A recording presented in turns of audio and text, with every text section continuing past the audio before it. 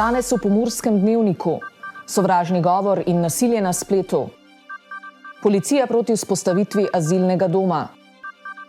Glasbena satira z Gojcem. Pomembne novosti z včerajšnje seje. Jutri bo pretežno oblačno.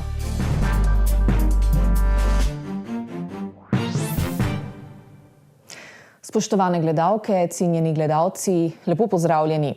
Ministrstvo za digitalno preobrazbo je pričelo s kampanjo, s katero osvešča o medvrstniškem nasilju in sovražnem govoru na spletu. V sklopu tega pa so se včeraj v 6 slovenskih mestnih občinah odvile okrogle mize, na katerih se je iskalo rešitve na različna vprašanja. Na primer, kako lahko spletno nasilje med mladimi prepoznamo in kako ga ustavimo. Okrogla miza je potekala tudi v Murski Soboti v Expanu, sodelovali pa so sogovorniki iz lokalnega okolja. Poznamo več vrst nasilja, v današnji digitalni dobi pa je tisto, ki zagotovo prednjači, spletno nasilje. In kot rečeno, zaradi tako imenovanega trajnega spomina se nasilje na spletu nažalost nikoli ne konča. Saj je nenazadnje nemogoče dokončno izbrisati neprimerne, sramotne, tudi intimne in nasilne fotografije ali videe in tega je nažalost vedno več. Celje, Kranj, Maribor, Nova Gorica, Novo mesto in Murska Sobota. Mestne občine, v katerih so bile včeraj ob natanko istem času organizirane okrogle mize, na katerih so naslovili ta izjemno kompleksen problem današnje dobe. Tehnologija sicer nikoli ni vzrok, ta tiči drugje. Vzrokov bi rekel, da je mnogo. Odvedno vemo, da je agresija v nas prisotna. Zdaj se je to mogoče iz realnega sveta preselilo na splet oziroma na neke družabne medije.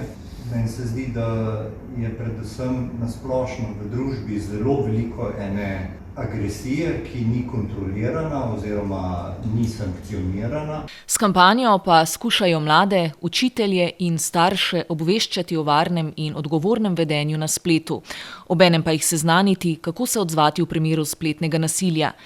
Pri vsem tem pa velika odgovornost leži tudi na medijih. Pomembno je, kaj sporočajo in kako, ter da tovrstnih kriz ne izkoriščajo za višjo gledanost. Beseda je tekla tudi o tem, kako lahko ukrepajo starši, če njihov otrok pade v kremplje spletnega nasilja. Pomembno je, da se z otroci pogovarjamo, da se pogovarjamo o različnih temah, da pridobimo otrokovo zaupanje, na tak način se nam bo otrok tudi lažje zaupati. Če pride do takega dogodka, ko vam otrok zaupa, da je žrtev nekega nasilja, je predvsem pomembno, da odreagiramo mirno, da vidimo, kaj ima otrok zapovedati in skupaj potem tudi načrtujemo, kakšni bodo naslednji koraki. Če gre pri tem za kazniva dejanja, je prav, da se starši obrnejo na policijo. Če kaj od tega potekalo v šolskem okolju, je dobro o tem obvestiti tudi šolo. V primeru, da rabijo podporo in pomoč, se lahko obrnejo tudi na osebnega zdravnika ali center za socialno delo. Kjer nudimo svetovalne storitve, imamo psihologinjo, katera potem naprej dela z mladostnikom, žrtvijo nasilja. Na centru tudi poudarjajo, da so to stresne stvari tudi za starše. Preveva jih sram, ne morejo nekako verjeti, kako se je lahko to zgodilo, ampak tukaj je pomembno, da stopijo korak nazaj in da poiščejo pomoč. Ministrica za digitalno preobrazbo Emilija Stojmenova Duh ob kampanji poudarja, da je več kot polovica osnovno- in srednješolcev že doživela vsaj eno obliko spletnega nasilja. Po obdobju covida pa so podatki še bolj zaskrbljujoči. Zato je še toliko bolj pomembno, da otrokom prisluhnemo in jih opazujemo. Če vidite, da se z otrokom nekaj dogaja, da se zapira vase, da noče v šolo, da toži po nekih težavah, da jih boli trebuh, glava, da so nenadno padle ocene, je dobro, da to pozornost usmerimo in da takega otroka ne spregledamo, ampak se z njim pogovorimo in ga usmerimo v institucije, katere lahko ponudijo pomoč. Poleg tokratnih dogodkov se v sklopu kampanje že čez 3 tedne pripravlja še 6 okroglih miz v preostalih mestnih občinah po državi. Uradni zaključek kampanje bo potekal 10. aprila, takrat pa bodo ministri, ki so podprli kampanjo, tudi podpisali memorandum, s katerim se bodo zavezali k ukrepom na sistemski ravni. In to tako za obvladovanje kot za zmanjševanje medvrstniškega nasilja preko spleta. Potem, ko je novica o nameri vlade, da na območju nekdanjega mejnega prehoda Središče ob Dravi vzpostavi azilni dom, v začetku meseca na noge dvignila prebivalce kraja, so župani Središča ob Dravi, Ormoža in Svetega Tomaža v sredo vložili 3500 podpisov peticije, ki nasprotuje vzpostavitvi azilnega doma. Ne skrbi jih namreč le varnost prebivalcev, prepričani so namreč tudi, da lokacija za dom ni primerna. Prebivalci Središča ob Dravi, obmejne občine na meji med Hrvaško in Slovenijo, so v zadnjih tednih že večkrat jasno izrazili, da si azilnega doma v svoji bližini ne želijo. Po besedah župana jih skrbi predvsem varnost. Lahko se gibajo neomejeno po celi občini. Sedaj, ko so prihajali, se nahajajo po naseljih. Recimo zgodilo se tudi, da so našli zapuščeno hišo, jo si po domače zakurili. Pod peticijo proti postavitvi azilnega doma se je v pičlih 5 dneh podpisalo kar 3500 občanov 3 občin, Središča ob Dravi, Ormoža in Svetega Tomaža. Danes tukaj ne samo 3500 podpisov, jaz mislim, da je to dovolj velik dokaz, da se ljudje s tem na takšen način ne strinjajo in absolutno smo rekli, se pravi, temu, da si azilnega doma v Središču ob Dravi ne želimo. Njihove podpise so danes v državni zbor predali njihovi župani, ki so ponovno poudarili, da je bila odločitev vlade enostranska. Povedano je bilo večkrat, da je bilo več kot 20 lokacij določenih in da so se z nekaterimi občinami predhodno pogovarjali. Res je to verjetno, kar je predsednik vlade povedal, da se noben župan, s katerim so se predhodno pogovarjali, ni s tem strinjal, ampak zakaj pa so potem določene občine kar obravnavali z direktnim sklepom, pa žal se ne zdi absolutno fair. Smatram, da smo mi obravnavani kot drugorazredni državljani. Ne pomiri pa jih niti obljuba vlade, da bo azilni dom pri njih vzpostavljen zgolj začasno. Enostavno je bilo premalo komuniciranja, enostavno imamo premalo podatkov, enostavno ne moramo verjeti sedaj tem besedam, želimo konkretne odgovore, konkretne pogovore, da zavzamemo konkretna stališča. Zanimivo pa je, da so se ravno v času, ko se govori o vzpostavitvi azilnih domov po Sloveniji, pojavili plakati, za katere mnogi trdijo, da so povezani prav s perečimi migrantskimi vprašanji. Kdo je naročnik teh plakatov, ni znano, smo pa mimoidoče povprašali, kaj si mislijo o njihovem sporočilu. Da sem ravno sama pri sebi razmišljala. Jaz osebno zvečer sama po mestu ne bi hodila, ker nikoli ne veš, kaj te lahko počaka, za kakim ovinkom. Da smo dokaj varno mesto, recimo država proti drugim državam sveta. Pa se vi počutite varno, ko greste zvečer samo po mestu ali pa z vozičkom, recimo? Odvisno v kateri uri. Ob pozno zvečer tudi ne najbolj. Jaz sem dosti zvečer zunaj, pa ni nekega strahu. Župani občin Središča ob Dravi, Ormoža in Svetega Tomaža pa sedaj upajo, da jim bo vlada vendarle prisluhnila in preklicala sklep o postavitvi azilnega doma. V nasprotnem pravijo, da so pripravljeni sprožiti tudi upravni spor in državljansko nepokorščino. Tokrat ena kratka predstavitev. V Mursko Soboto namreč prihaja aktualni gledališki dogodek, ki nosi naslov Moj život je rock and roll. V nadaljevanju bo nekaj več o glasbeni komediji povedal avtor, režiser in igralec Gojmir Lešnjak Gojc. Torej, ni več novica, ampak seveda je dobro osvežiti. Gojc prihaja v Mursko Soboto. Svojo predstavo, ni sam, je cela ekipa, kaj več nam bo pa povedal sam. Gojc, izvoli.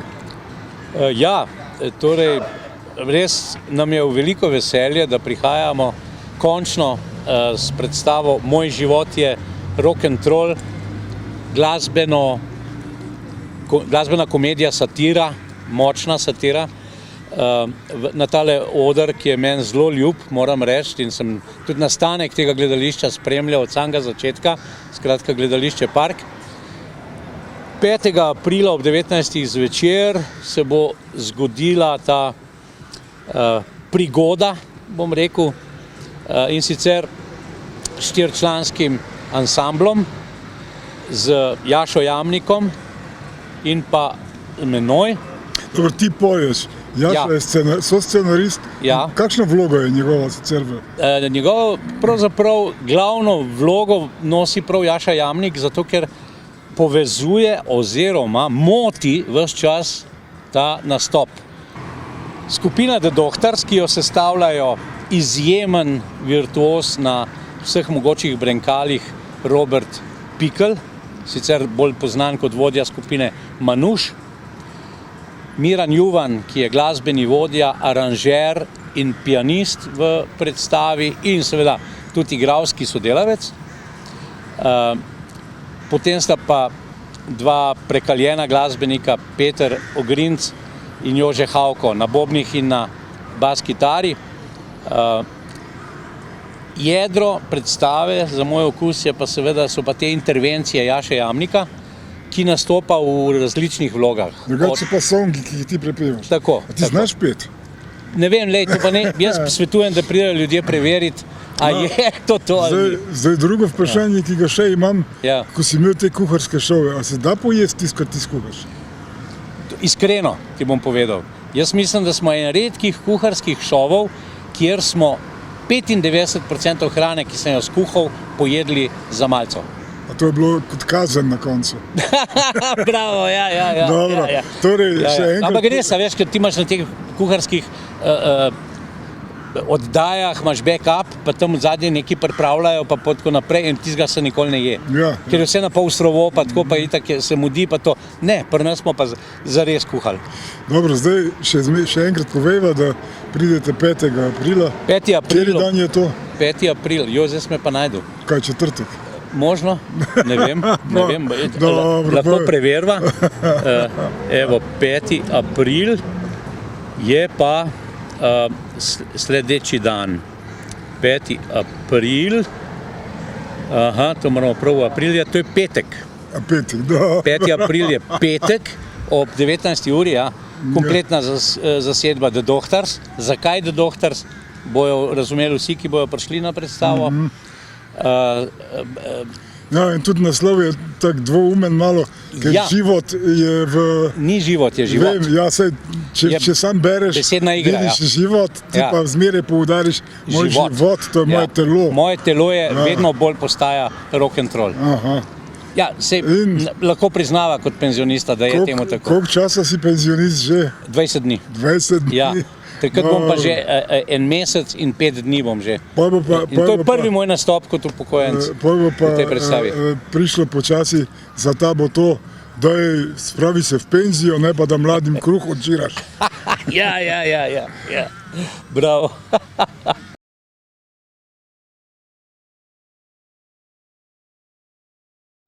Vlada je na včerajšnji redni seji sprejela nekaj paketov novosti.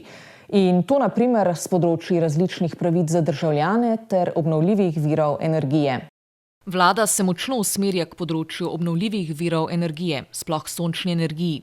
Na seji pa je bila na tem področju sprejeta uredba, s kateri vsaki občini, ki na svojem ozemlju postavi vetrno elektrarno z minimalno močjo vsaj 1 megavat, pripada enkratno nadomestilo v višini 200.000 evrov. Kot je dejal Arčon, bo več podrobnosti o tem predstavljenih v prihodnjih dneh.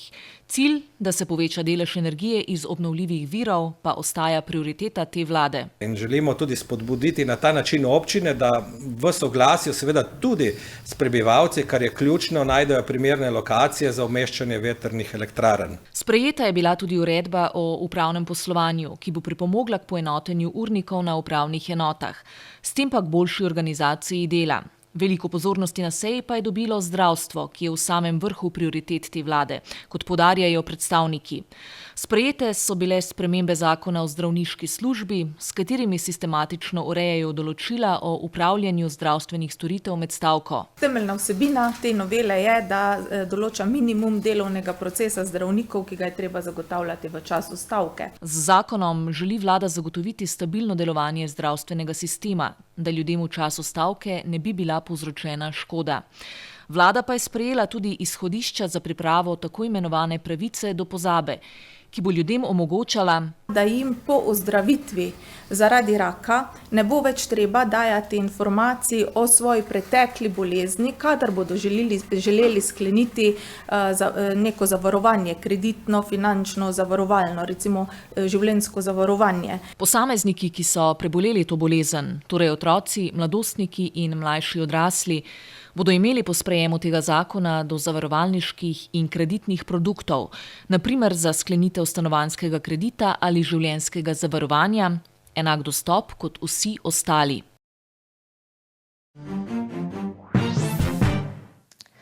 Za konec preverimo še, kakšno vreme nas čaka v prihodnje. Današnji dan je bil v naših krajih dopoldne delno jasen, popoldne je oblačnost naraščala. V Lendavi smo opoldne namerili 13, Krajinskem parku Goričko in Radencih 12, v Murski Soboti pa 11 stopinj Celzija. Jutri bo deloma jasno, nekaj več oblačnosti bo predvsem v vzhodni Sloveniji. Zjutraj bo ponekod po kotlinah megla. Jutranje temperature bodo od 3 do 8, v alpskih dolinah okoli ničle, najvišje dnevne od 15 do 18, na Primorskem do 21 stopinj Celzija. Najnižje jutranje temperature v severovzhodni Sloveniji, v Murski Soboti in Mariboru se bodo gibale od 5 do 8, podnevi okrog 18 stopinj. V soboto bo sprva po večini sončno, proti večeru bo oblačnost od severa naraščala. Pihal bo jugozahodni veter. Zvečer bo v zahodnih krajih začelo rahlo deževati. V noči na nedeljo se bodo padavine od zahoda okrepile in zajele vso državo. Meja sneženja se bo spustila do nadmorske višine okoli 700 metrov. Ob močnejših padavinah ponekod tudi nižje. Zapihal bo okrepljen veter severnih smeri. Do nedelje zjutraj bodo padavine ponehale. Čez dan se bo od severozahoda delno razjasnilo. Popoldne bodo možne posamezne plohe. Temperature v naših krajih se bodo zjutraj gibale od -1 do 4, čez dan od 15 do 20 stopinj Celzija. Toliko za danes. Več informacij o dogajanju v Pomurju pa najdete na naši spletni strani. Hvala za pozornost in lep pozdrav do jutri.